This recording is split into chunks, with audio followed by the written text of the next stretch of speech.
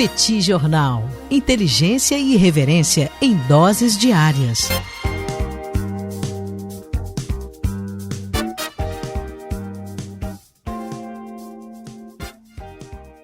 Olá, gente. Bem-vindos, bem-vindas ao Petit Jornal. Esse é o bate-papo número 851. Estamos gravando numa live no YouTube do Petit Jornal.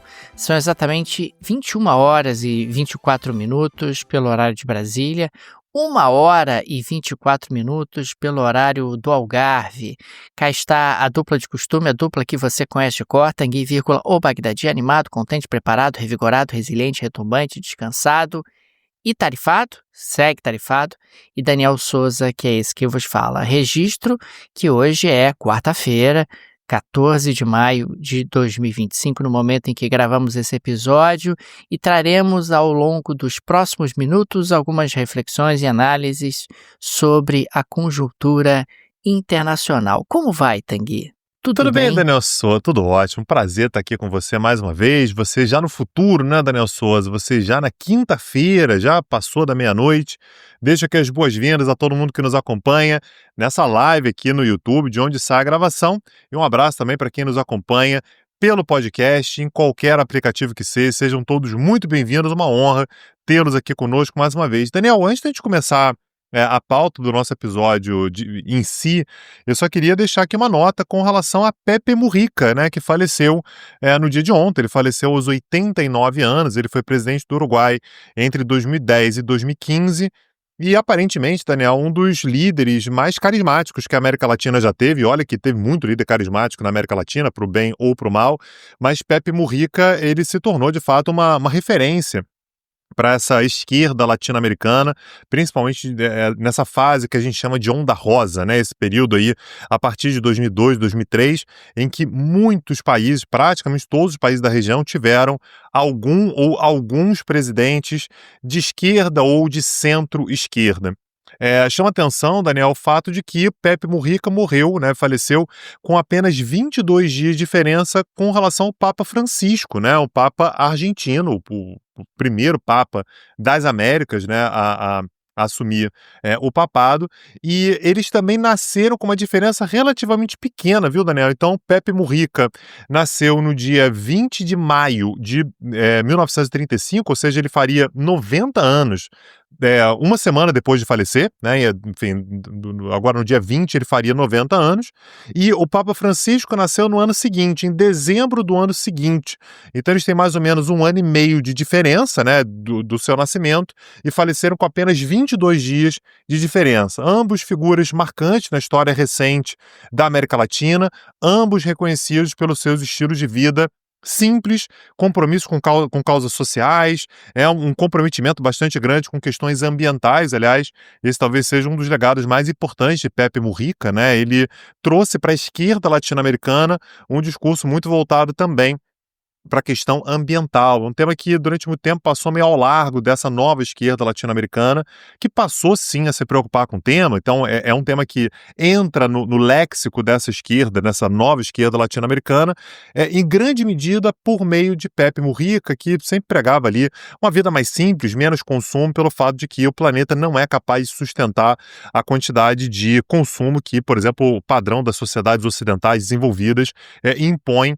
Então, fica aqui a lembrança, Daniel. Ele, à frente do país, ele alternou a sua presidência ali com Tabaré Vázquez, lembrando que no Uruguai não há reeleição, então a gente teve a presidência do Tabaré Vázquez de 2005 a 2010, Pepe Mujica assumiu a presidência de 2010 a 2015, e depois Tabaré Vázquez volta ao poder. Tabaré Vázquez também faleceu em 2020, né? Faleceu há relativamente pouco tempo, e ao longo desse período houve uma redução da pobreza no Uruguai de 32,6% para 8,1%, uma queda bastante expressiva. Então, Pepe Mujica, Daniel, mobilizou bastante gente ao longo desses anos, pelas suas falas, seus discursos, e faleceu no dia de ontem. Fica aqui a nota, fizemos um episódio muito voltado para o Papa Francisco, e achei importante fazer essa nota aqui com relação a Pepe Mujica. Vindo para o episódio de hoje, Daniel, primeiro assunto que eu queria tratar é a visita de Donald Trump à Arábia Saudita. A gente já falou sobre essa visita ontem, mas eu queria avançar mais um pouquinho no que aconteceu lá na Arábia Saudita e que chamou muita atenção. No dia de ontem, eu comentei aqui que a Arábia Saudita estava tentando fazer um meio de campo entre os Estados Unidos e a Síria, um dos países com os quais os Estados Unidos tiveram mais arranca-rabos ao longo da história. Um monte de sanção, estava lá na lista de países patrocinadores do terrorismo e já foi uma surpresa no dia de ontem quando Donald Trump anunciou que retiraria sanções impostas contra a Síria. Hoje, Daniel, a gente teve mais um passo bastante surpreendente também, quando Trump se encontrou ainda na Arábia Saudita com o presidente interino da Síria, o Ahmed Shara. Nunca é demais lembrar que Ahmed Shara se tornou líder da Síria exatamente a partir da sua atuação no Hayat Tahrir al-Sham, um grupo que foi criado como parte da Al-Qaeda. Ah, mas os Estados Unidos não sabiam. Não tem como dizer que não sabia, pelo fato de que o Ahmed Shara ele ficou preso durante 5 anos em prisões americanas no Iraque e até dezembro, Daniel Souza, o grupo dele derrubou Bashar al-Assad em dezembro. Até dezembro, os Estados Unidos tinham uma recompensa de 10 milhões de dólares pela sua cabeça. Eu vou repetir, até dezembro, os Estados Unidos ofereciam 10 milhões de dólares para quem entregasse Ahmed Shara. Agora, não apenas durante o governo do Ahmed Shara, os Estados Unidos retiram, ou pelo menos anunciam a retirada das sanções, como, além disso, os dois se encontraram em Riad. Estava lá o Mohammed bin Salman feliz da vida, animado, que estava colocando todo mundo em contato. E a frase do Trump, Daniel, foi que Shara é um homem jovem, atraente e com essa parte foi maravilhosa, um passado forte. Passado forte, Daniel. Porra, lidou aí com uns grupos meio estranhos aí contra os Estados Unidos e tal. Isso ele não falou, mas falou de um passado forte e que o encontro foi maravilhoso e pediu, inclusive, que a Síria normalize as relações com Israel e entre, portanto, nos acordos de Abraão, que já tem ali Emirados Árabes, Bahrein, Marrocos, que já normalizaram suas relações com Israel, o que incomodou Israel. Eu vou falar sobre isso daqui a pouquinho, mas eu queria te ouvir sobre esse negócio aí de retirada de sanção, Daniel. Que história é? Como é que funciona isso, Daniel? Ô Tanguy, para começar, eu queria fazer referência ao passado forte. Nessa o Trump foi bem, hein? Passado forte é uma ótima maneira de você definir a história do personagem político, líder da Síria, e, ao mesmo tempo, manter ali uma porta aberta para um diálogo, manter ali uma porta aberta para uma aproximação. Agora, no episódio de ontem, né, você trouxe a questão da remoção das sanções americanas à Síria, e hoje, Tang, nós tivemos uma bateção de cabeça em Washington, porque ninguém estava avisado, nem no Departamento de Estado, nem no Departamento do Tesouro, né, que seriam ali os equivalentes ao Ministério das Relações Exteriores e ao Ministério da Fazenda. E o que acaba acontecendo é que ninguém sabe o que fazer para remover essas sanções. Afinal, a gente está falando de uma inimizade entre Estados Unidos e Síria de várias décadas. E ao longo dessas várias décadas, várias camadas de sanções foram sendo colocadas. E o que acaba acontecendo é que você não tem como removê-las assim de maneira tão imediata. Existe ali uma teia, existe uma complexidade e não foi oferecida qualquer orientação da Casa Branca em relação a como seria feita essa remoção das sanções. Fica uma vez mais claro que o Donald Trump decide, anuncia e vai em frente, Tanguy. Ah, mas tem que avisar o Departamento de Estado. Tem nada, tem que avisar o Departamento do Tesouro, menos ainda, eles que se virem, eles que corram atrás de mim, eles que corram atrás do chefe, cumpra-se.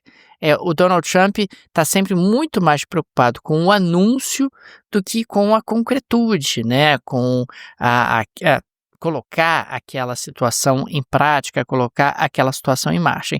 Então, nesse anúncio, uma vez mais, nós temos um exemplo de como Donald Trump é Donald Trump.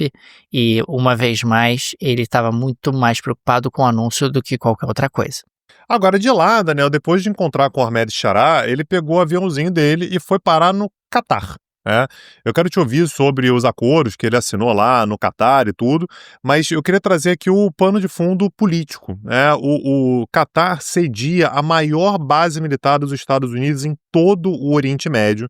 E há uma preocupação do Catar para não estar do lado errado da política externa americana, como esteve lá em 2019. Talvez você se lembre, Daniel, que lá na época, o Catar passou por um processo de isolamento muito grande, né? A Arábia Saudita liderou ali um movimento para isolar o Catar. O Catar começou a incomodar porque tem relações bastante aprofundadas ali com a Irmandade Muçulmana. Você tem a Al Jazeera, né, que começou a ser muito influente, fazendo crítica a todo mundo e tudo. Então, a Arábia Saudita isolou o Catar e o Trump deu força para a Arábia Saudita naquele momento. Então, agora existe uma preocupação do Catar de tentar estabelecer uma boa relação com os Estados Unidos e tudo, a ponto de oferecer ali, Daniel, parece que é uma competição, né? Quem agrada mais em Donald Trump. O que a gente falou ontem, que o Trump esperava que a Arábia Saudita chegasse a um investimento de $1 trilhão nos Estados Unidos, né? Ontem já tinham sido acordados $600 bilhões e que o Trump esperava que a Arábia Saudita chegasse a $1 trilhão em investimentos. E agora o Catar anuncia 1,2 trilhão, ou seja, o dobro do que a Arábia Saudita já ofereceu. O que mais, Daniel Souza, que você viu aí de especial nessa visita de Donald Trump do ponto de vista econômico ao Catar? Pois é, Tagui, em primeiro lugar você destacou esse investimento maciço, né, do Catar nos Estados Unidos. Donald Trump vai ter muito capital político, né, para dispor internamente em função desses anúncios, e fica muito claro por que ele escolheu esses países, né, porque são países que têm uma capacidade de investimento muito vultosa e, consequentemente, isso se encaixa perfeitamente no discurso do Trump de que está trazendo investimentos para os Estados Unidos, de que vai gerar empregos nos Estados Unidos, de que vai ativar a economia americana, que vai fazer a economia americana grande de novo. E um anúncio que chamou demais a atenção foi o fato da Qatar Airways ter assinado um acordo nessa quarta-feira para comprar até 210 aviões de fuselagem larga da Boeing. O avião de fuselagem larga é aquele que tem 2 corredores. Então não é um avião menor que é utilizado em viagens mais curtas. O acordo envolve aeronaves Boeing 777 e 787 equipadas com motores da GE, da General Electric. Esse negócio está estimado em $96 bilhões. O acordo envolve 160 pedidos firmes, né, sendo 130 aeronaves 787 e 30 do 777, além de opções para outras 50 aeronaves desses 2 aviões de longo alcance. O impacto foi super positivo sobre as ações da Boeing e sobre as ações da GE, da General Electric, que fornece justamente as turbinas para essas aeronaves. E isso acaba dando ali um impulso super importante para a Boeing. A Boeing não tem vivido aí os seus melhores dias, tem enfrentado algumas dificuldades. A concorrência em relação à Airbus tem sido muito difícil para a Boeing tem ficado aí ligeiramente para trás. E diante dessa venda, a coisa dá uma melhorada, você tem ali um fôlego um pouco maior para que a Boeing ganhe robustez, ganhe força dentro dessa dinâmica concorrencial em relação à Airbus. Uma vez mais, é o Qatar tentando ali agradar os americanos e, nesse caso em particular, ampliando a demanda por aeronaves da Boeing. Agora, outra coisa que é importante falar sobre essa visita, Daniel, é que tem uma série de insatisfeitos ou de pessoas desconfiadas desse tour do Trump pelo Oriente Médio. Importante lembrar que ele vai para a Arábia Saudita, e que na verdade já esteve na Arábia Saudita, agora, nesse momento, ele está no Catar e depois ele parte para os Emirados Árabes Unidos. É uma viagem de 4 dias em que ele passa por esses 3 países. Primeira coisa que foi levantada, Daniel, que eu acho importante, é que há uma série de questionamentos acerca de conflitos de interesses né? Em primeiro lugar, pelo fato de que há uma série das suas empresas imobiliárias que vem desenvolvendo projetos na região. Ou seja, Não pode ser, Tanguy. Não pode ser. O presidente americano não está usando o cargo não, tenho certeza para isso é apenas um favorecer as mal-entendido. suas empresas. Sim, Não é um pode ser mal-entendido. É um mal-entendido. Certamente é um mal-entendido. Uma coincidência, eu diria. A imprensa americana também falou assim, puxa, ninguém perguntou pro Trump sobre o avião, né? Eu lembro que você falou sobre isso, né, Daniel? Que o Qatar ofereceu pro Trump um novo avião presidencial de 400 milhões de dólares e que Trump disse que vai aceitar sim e que vai ficar com ele depois do mandato. Porque, afinal de contas, presente é presente, Daniel. Que história é essa? Também a imprensa Personalíssimo americana... nesse caso. Personalíssimo. A imprensa americana falou assim, caramba, mas ninguém vai perguntar para ele sobre isso. E outro insatisfeito, Daniel, é Benjamin Netanyahu. Netanyahu, aparentemente, segundo a imprensa israelense, não está gostando desse negócio de Donald Trump visitar países do Golfo e não ir a Israel, menos ainda o negócio de tirar a sanção da Síria. Daniel, Israel considera que a Síria é um dos seus maiores inimigos. E o Trump ainda ficar falando lá em Riad, não, mas Síria e Israel têm que normalizar as relações, tem que ter relações diplomáticas e tal. Então há, de fato, um sentimento por parte de Israel de que o Trump não está sendo exatamente o aliado que eles esperavam. A bem da verdade, Daniel, a gente comentou isso aqui. A gente falou isso aqui, a gente falou nas aulas do Petit Cursos. A relação do Trump com o Netanyahu é uma relação boa? É melhor do que seria com Biden ou com a Kamala Harris, não tem nenhuma dúvida disso.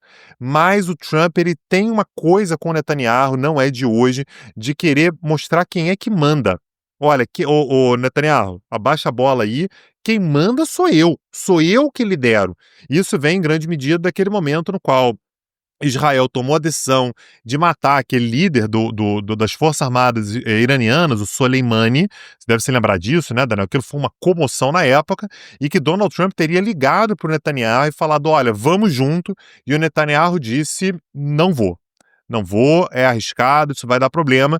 E os Estados Unidos foram sozinhos. Desde aquele momento, o Trump ele tem uma certa desconfiança, um certo pé atrás com o Netanyahu, e me parece, Daniel, que essa viagem que ele está fazendo aí ao Oriente Médio mostra isso. O Trump está falando o tempo todo que vai negociar com o Irã, negociar acordo nuclear com o Irã, o que o Netanyahu também é contra. O Netanyahu diz não tem que negociar com o Irã, não é assim. Mas o fato, Daniel, é que está gerando aí pelo menos um desconforto. Isso significa alguma coisa a mais? Talvez não, mas pelo menos um desconforto em Israel. Isso aí vem gerando. Outro ponto importante, Daniel, é que toda essa movimentação do Trump no Oriente Médio mexe com petróleo, mexe com investimentos, mexe com um monte de coisa, mexe, portanto, com a economia americana.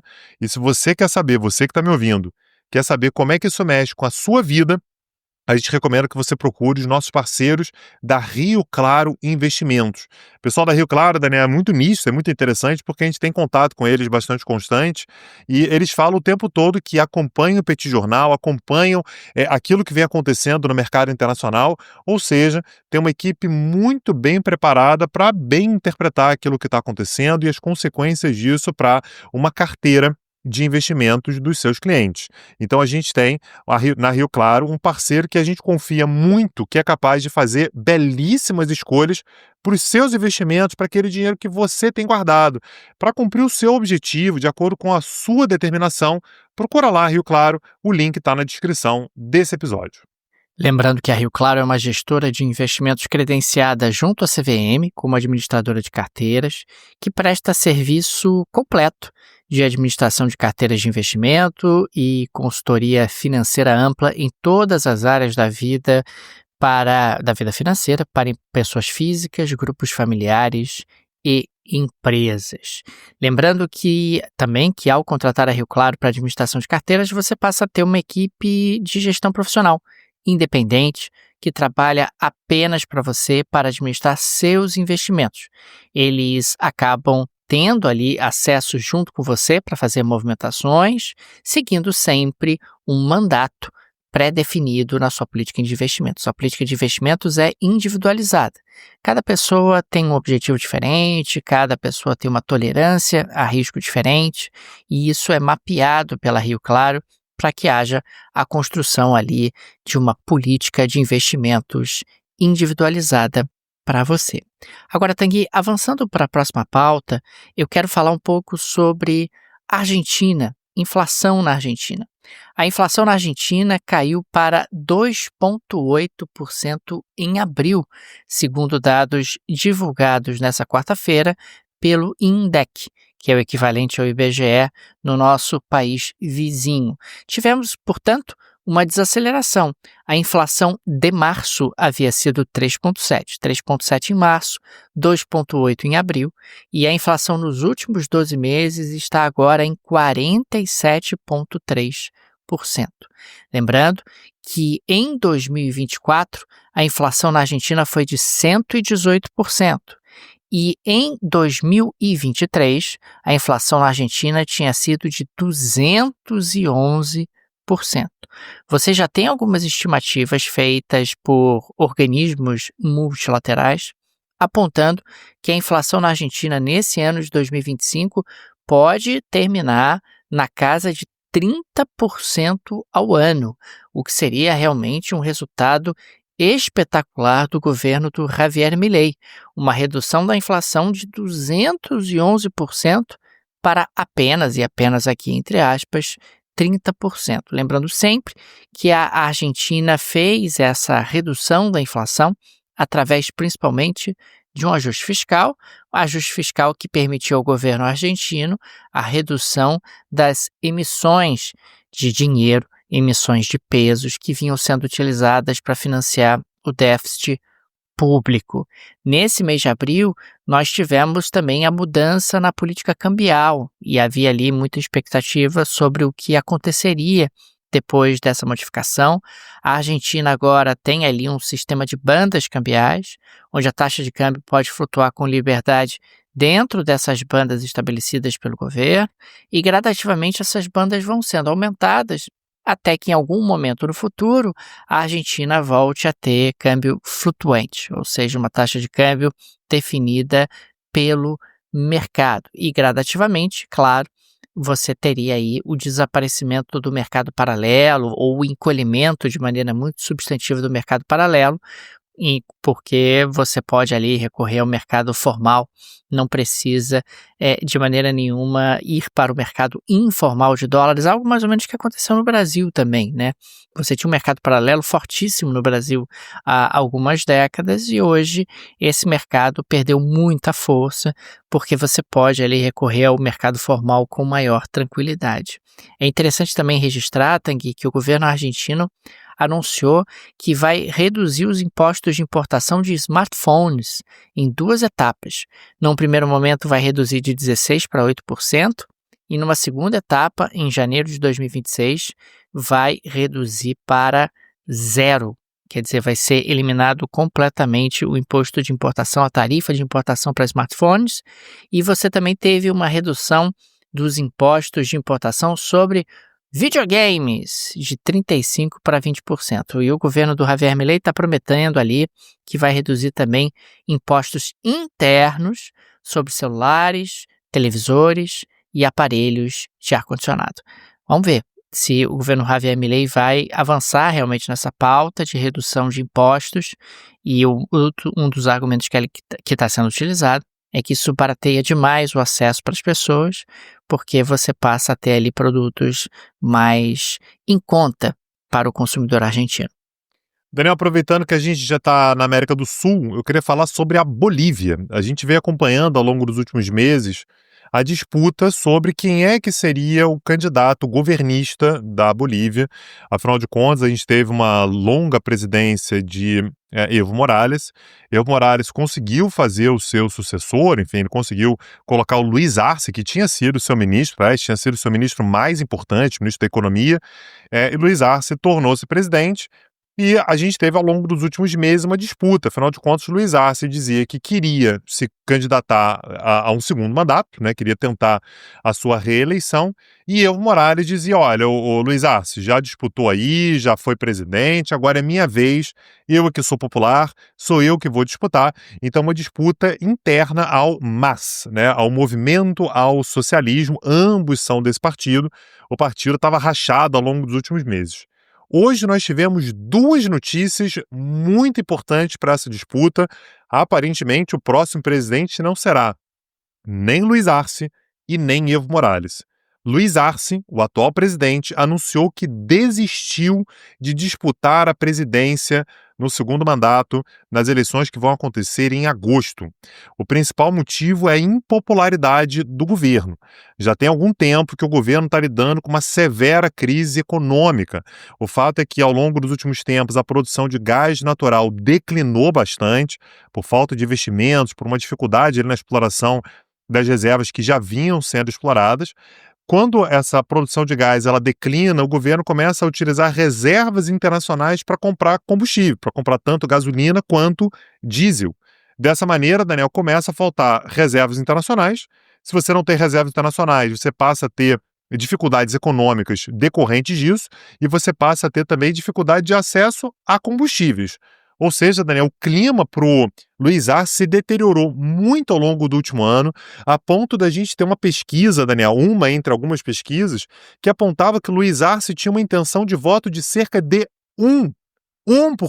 Daniel, foi parar na geleia da Shakira ontem que a pobre da Dina Boluarte tinha uma intenção de voto de 2%. 2 é o dobro do que, aparentemente, Luiz Arce chegou a ter. Então ele resolveu abrir mão da sua candidatura. E no mesmo dia, a gente teve também o Tribunal Constitucional da Bolívia proibindo o Evo Morales de concorrer a mais um mandato. As regras na Bolívia dizem que você só pode ter 2 mandatos, diferente do Brasil, né? No Brasil você pode ter 2 mandatos consecutivos. Se você sair, depois você pode voltar e ter mais 2 consecutivos. Na Bolívia, a regra é que não pode. O Evo Morales já tinha tido 3 e o Tribunal Constitucional falou, olha, não pode ter mais nenhum mandato, ou seja, segundo o Tribunal Constitucional, Evo Morales não poderá disputar uma nova eleição e Luiz Arce já anunciou que não o faria. A liderança das intenções de voto nesse momento, então, Daniel, elas recaem sobre também um quadro do MAS, do mesmo partido dos dois, né, do Arce e do Evo Morales, que é o Andrônico Rodrigues. Andrônico Rodrigues, Daniel, nasceu no ano de 1988, ele tem 37 anos, também é do MAS, e nesse momento tem cerca de 25% das intenções de voto. Tem muita coisa para acontecer até agosto, saber quem são os apoios, quem é que vai apoiar quem. A candidatura da oposição, na verdade, vou até mudar, as candidaturas da oposição, né, do grupo mais à direita, está muito fragmentado, tem um monte de candidato, então eu imagino que daqui para frente a gente começa a ter uma certa aglutinação. Os apoios eles vão começar a ser mais bem redistribuídos com esse novo cenário, sem Luiz Arce e muito provavelmente sem Evo Morales também, teremos provavelmente novidades na Bolívia, Daniel. A gente chegou a explorar a crise econômica boliviana aqui no Petit Jornal há alguns episódios, Tanguy. Na prática, a gente está falando de uma crise relacionada às contas externas, uma incapacidade de gerar dólares em quantidade suficiente para honrar os compromissos externos bolivianos. Isso se deve, claro, a uma queda das exportações, menos dólares entrando, e por conta dessa dificuldade de produzir gás, né? A produção de gás na Bolívia caiu muito ao longo do passado recente. Isso vai gerando escassez, a escassez vai virando inflação, a inflação disparou na Bolívia ao longo dos últimos meses, a inflação disparando vai gerando ali um desconforto, vai reduzindo a capacidade das pessoas de consumir. Isso já bateu, inclusive, na capacidade dos bolivianos de consumir alimentos. E essa deterioração tem sido muito veloz e, claro, que isso ajuda a explicar esse contexto de perda de capital político do Luiz Arce. Daniel Souza, vamos para a geleia da Shakira de hoje? Vamos nessa, Tanguy. Eu fui imensamente marcado nas redes sociais com essa notícia, uma notícia de briga, de conflito, de tapas, de empurrões entre 2 marmotas. Sim, 2 marmotas brigaram e formaram ali um imenso congestionamento na China, e as imagens acabaram viralizando nas redes sociais. E eu fiquei sabendo, que foi ler sobre isso, que brigas entre marmotas são comuns, especialmente durante a temporada de reprodução. Os confrontos acabam envolvendo defesa de território, proteção de toca ou disputa por parceiras. Veja você, Tanguy, as marmotas brigam e eventualmente elas brigam no meio da rodovia. E brigando no meio da rodovia, elas acabam causando um congestionamento. Mas as duas marmotas no final ali acabaram indo cada uma para o seu lado, a vida seguiu sem maiores consequências, ainda bem. E com isso, nós tivemos apenas reflexos no fluxo de veículos na China em função dessa briga entre marmotas. Tá aí, Daniel Souza. Daniel Souza sempre atento aí aos hábitos dos animais, em diferentes países, se para trânsito, se não para trânsito.